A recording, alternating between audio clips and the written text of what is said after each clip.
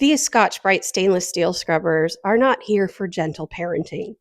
These are for baked on messes, grill grime, and pans that look like they survived a camping trip in Mordor. They scrub aggressively without falling apart immediately, like some cheaper scrubbers I've tried, and I use them mostly on stainless steel cookware, grill grates, and stubborn stuck on food. Oh, and let me also say, I use these on my cast iron, and they work fabulously. Obviously, you don't want to use these on delicate nonstick surfaces, but for heavy duty scrubbing, they're fantastic. And by the way, if you're using these on a stainless steel pan and it's got some extra tough grime, add some barkeeper's friend and this, and oh my gosh, it will be shining in no time. These things show up ready to fight.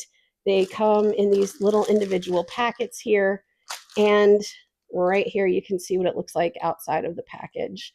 I love these things. I use them for just about everything. I have one that I have soap in, or I use with soap in it, and one that I use just for my cast iron because I don't use soap on my cast iron. But I highly recommend these. I love these things, and I think that you will too.